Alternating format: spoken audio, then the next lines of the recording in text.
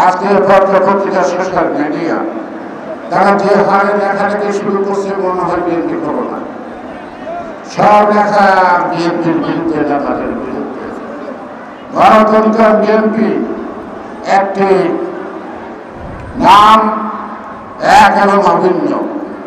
বিএনপির বিরুদ্ধে ষড়যন্ত্র আর গণতন্ত্রের বিরুদ্ধে ষড়যন্ত্র আমি এক পাখিতেই মাপতে চাই, এক মাটির মাপতে চাই। তাই গণতন্ত্র উদ্ধার হলেই বিএনপির বিরুদ্ধে ষড়যন্ত্র থামবে, নতুবা থামবে না।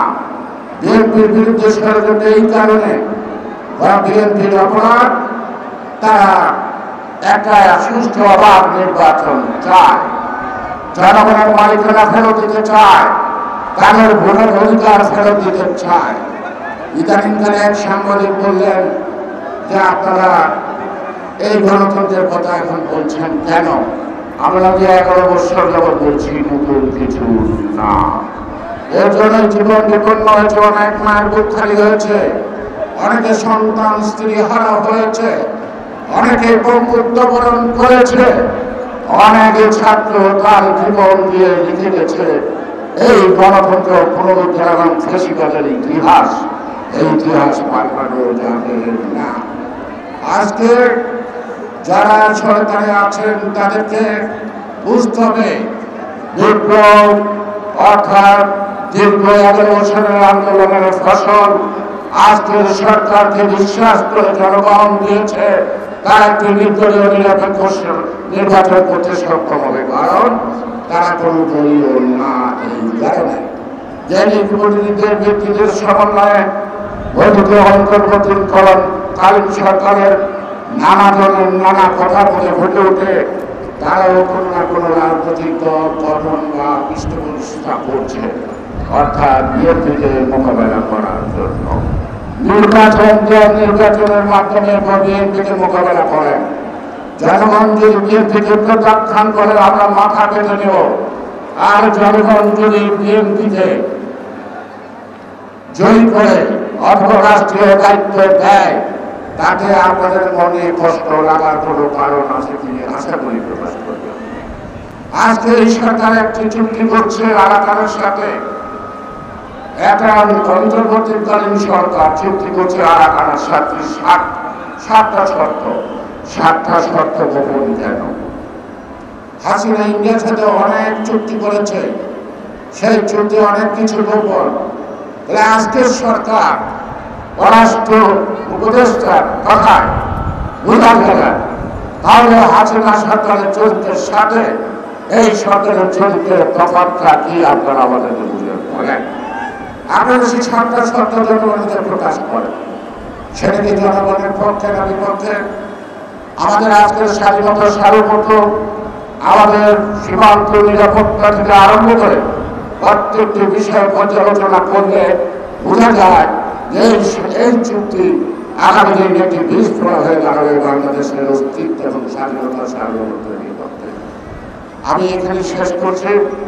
সবাইকে আন্তরিকভাবে ধন্যবাদ।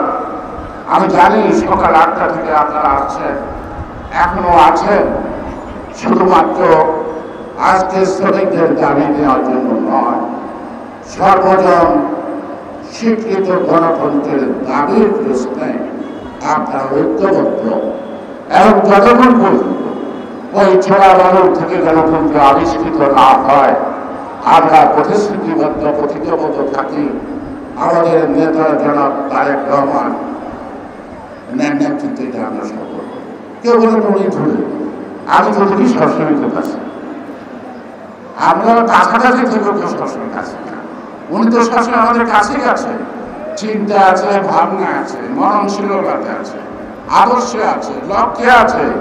আর সারাদিন সকল নেতা কর্মীদের সাথে তিনি সারাক্ষণ কথা বলছেন পথ চলা, আগামী পথ চলা।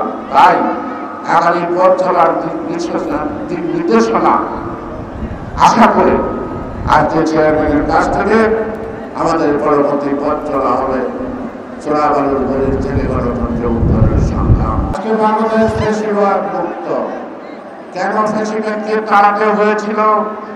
গণতন্ত্র উদ্ধারের পূর্ব শর্তে ছিল ফ্যাসিবাদ। তাই আজকে বেশিরভাগ গেলেও গণতন্ত্র কিন্তু এখনো আলোর মুখে দেখেননি। সাম্প্রতিক কালের বিবেচনায় বলতে হয় গণতন্ত্র চোরাবালুতে আটকা পড়েছে। এই চোরাবালু থেকে গণতন্ত্র উদ্ধার করা এই কাজটি অসম্পন্ন হবে।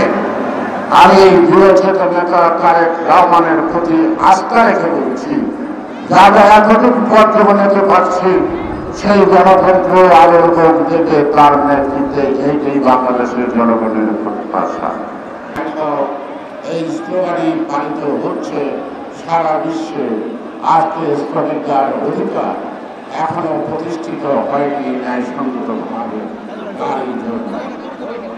আর এই শ্রমিকদের অধিকার প্রতিষ্ঠায় প্রথম যে শহরে যারা প্রাণ দিয়েছিল তাদের প্রতি শ্রদ্ধানিবেদন করে খুব অল্প সময়ের মধ্যে আমি আমার কথা শেষ করতে চাই। আমরা দীর্ঘ লড়াই করলাম, ছাত্র জনতা শ্রমিক কৃষক সকল শ্রেণী পেশার লোক রাজনৈতিক দল। 11 বৎসর পরে আমরা গণতন্ত্রের শত্রু ফ্যাসিবাদের প্রধান শেখ হাসিনাকে তাড়াতে সক্ষম হয়েছে।